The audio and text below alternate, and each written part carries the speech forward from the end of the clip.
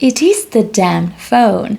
This entire brain rot narrative is starting to become exhausting. Hey, welcome to my channel. My name is Paulina, and today I've decided to start this new series in which I basically get a topic I'm interested into and I talk about it. And while doing so, we can learn some English together, and maybe in the future I can do this with other languages.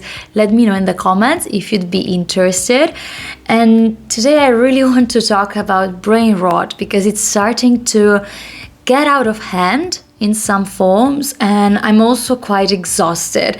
And I think we're just scratching the surface, so we are just getting started, and this will be a bigger and bigger problem in the future. If you don't know me, I am an English teacher online. I teach students mainly from Italy, but also from abroad. I'm teaching them English for different purposes. So to work, to improve at school, I'm teaching children. My objective and my purpose is to help others achieve a linguistic success, a language journey success, because I myself struggled a lot in the past, found my way, and now I really want to help people develop their skills, and it's starting to become more and more difficult. And I mean, the sad thing is that I'm usually the optimist of the room. I'm a very optimistic person. I always try to see the silver lining in things.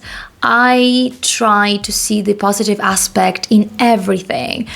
Even in hopeless situations, I always try to get something which could be a lesson. I try to see the bigger picture. And let me give you a very simple example. When I teach children, something that is really helpful is having plenty of activities. I've used these cards recently. I've used these with children, and when they were getting bored, I stopped using these and then I put them up again, but I changed the activity. And this is very frequent with children. When you're teaching them, you want to create a lot of variety, you want to differentiate activities, and we are all becoming like children. We are honestly regressing. I'm showing these 4 pink rabbits, and then the second moment I need to change the activity, I need to change the subject because your brain is already going elsewhere. And then I listen to a song, and then we sing the song, and then we read something, and then I go back to the cards, and then we play a game, and then another game. With children it's chaotic. With children you must create very engaging lessons. And the problem is that we adults are basically becoming the same. Now in my YouTube feed, and it's a bad thing because the more I watch it, the more I get served this type of content, but I kept seeing our inability to read, the lack of literacy, the illiteracy that now adults are facing, and how bad are we becoming at understanding simple texts, simple instructions. People can't perform well at work, people can't perform at university. I have been binge watching this, and maybe it's not a positive thing to do because my pessimism is getting worse and worse. We are transforming into this society of people who want the immediate thing, and even the simple fact that I've noticed on my channel here on YouTube that when I am posting longer videos, they don't get a lot of traction. And yeah, it could be because they're boring. It could be because it's a topic that not a lot of people are interested into. I'm also speaking a slower English because I want people to understand what I'm saying when they're non-native speakers. But at the same time, when I'm posting the same piece of content in short form, I get thousands of views. Fuck, I hate this. I love long form content. I love the idea of getting ready to work, the idea of preparing food and listening to 30 minutes of someone talking and deep diving into a subject, which is basically what I'm doing now, but now I'm just chatting. This is a mere chat. I'm not an expert of any kind whatsoever. And in the meantime, I'm also fidgeting with these. So I'm playing with these because I fidget a lot. Fidget is this, when you are moving your hands, you're doing some activity. I feel much more relieved when I fidget, so sorry for that. We are losing our ability to use this bloody organ we have here, so our brain. And that's why we are brain rotten. I've always been super proud of my cognitive abilities. I did well during school.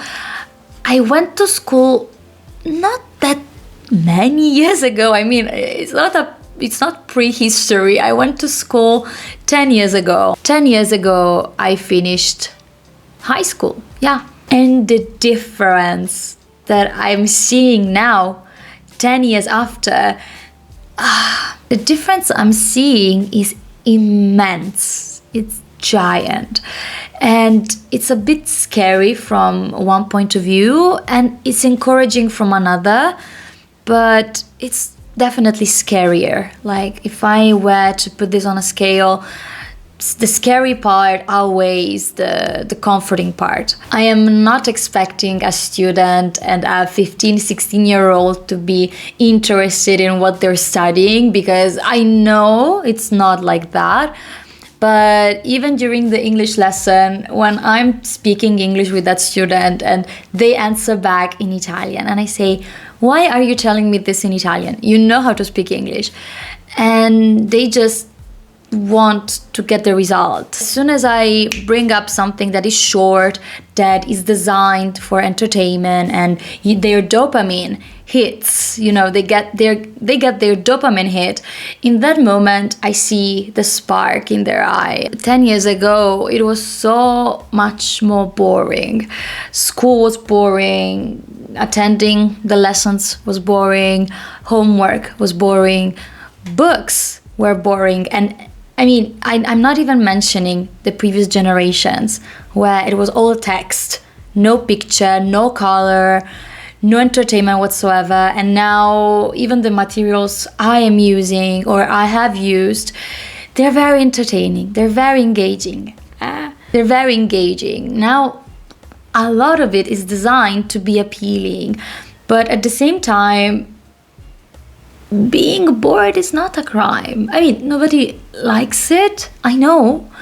I hated being bored, but when you're bored, you actually get the ideas. Your brain, your mind starts to wander. You're giving space to your creativity, because if you're filling your brain with constant input, constant videos, short videos, this, a dissing, a rant, a dance, a trend, and it's constantly that.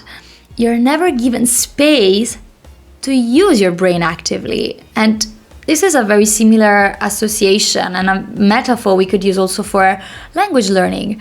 If you're just receiving the language and you're never trying to use it, your speaking skills will definitely suck. That's a fact. You'll understand others, you'll have the knowledge, but it's a different process when you're actually producing the language, when you're actually coming up with ideas. I'm not gonna lie, when I was a student, I was very bored sometimes, and I said, I wonder what this song means, because I was listening to a lot of English songs.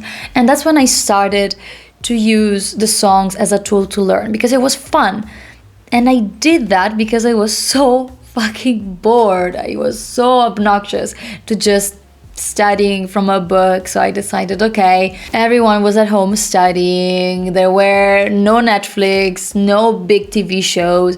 I mean, I've watched some films and TV shows, but nothing too numerous. It's not as it is now. Definitely not. You had to wait a week for an episode to come out, and then you didn't know what to do, and it wasn't so saturated. There was more scarcity, which led to more creativity. So I started to translate. I started to, even that one episode I've watched, I would be interested in watching it and translating it and using it. I would speak to myself. I would speak alone, because I had nobody to practice with, no AI, no app.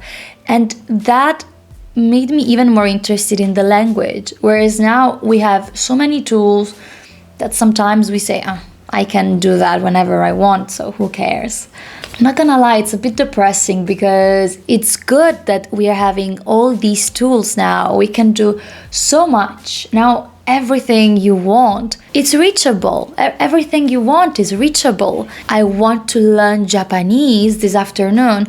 I can sign in for a class and bam, I have Japanese. I want to learn how to do calisthenics. I can immediately start and do that.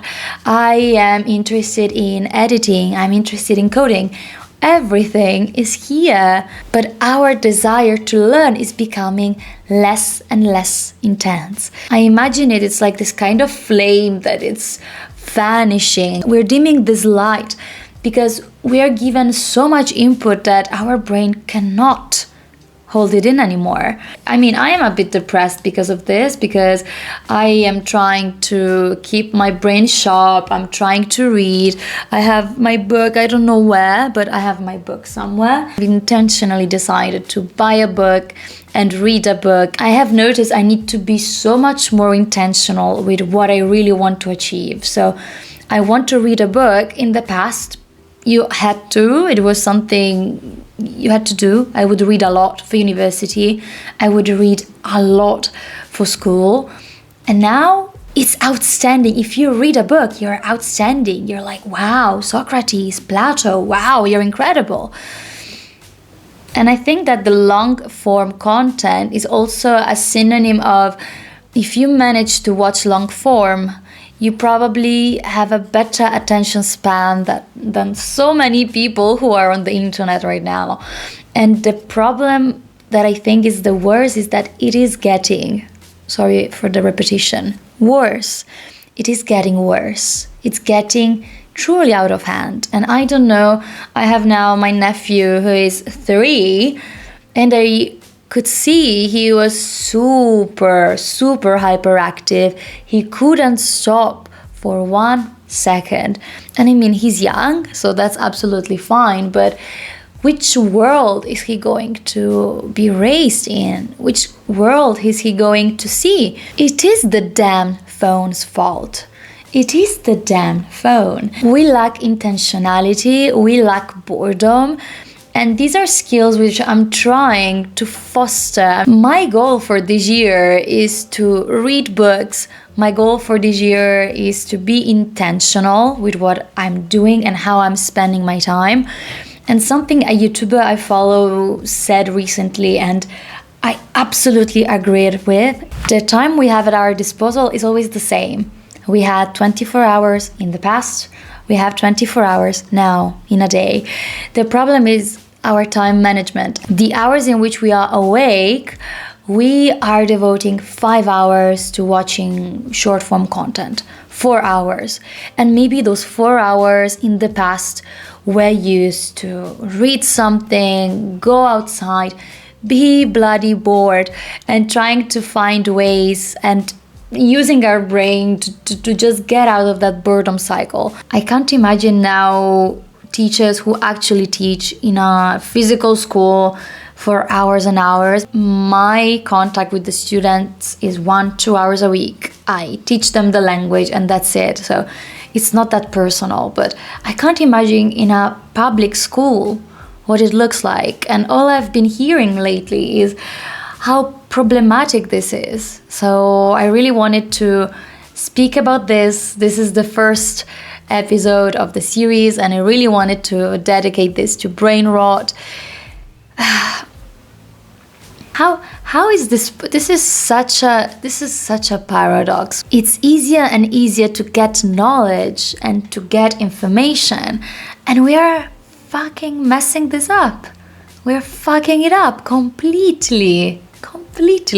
Please, if you have any silver lining, any positive outcome that you might see out of all of this, please let me know, because these days I've been quite negative about it. I'm trying to keep doing what I love, but at the same time, a person wants to eat. Every person needs to do what's best and what's relevant when it comes to the job, the career, and also their well-being. And Recently, everything is heading towards this kind of void of, yeah, let's watch short content, let's make easy money, let's use ChatGPT, and we're just becoming these shells with nothing inside. I know it's very, very negative, but that's how I feel. So yeah, let me know what's your take on brain rot. What's your take on your ability to read? Can you learn languages? Can you read? Can you listen to long form videos? If you got to this point, I salute you and thank you so much. I'll see you next time with the next episode of this, and I'll leave you here 2 videos that I have filmed for language learning. I hope you enjoyed these. Thank you so much.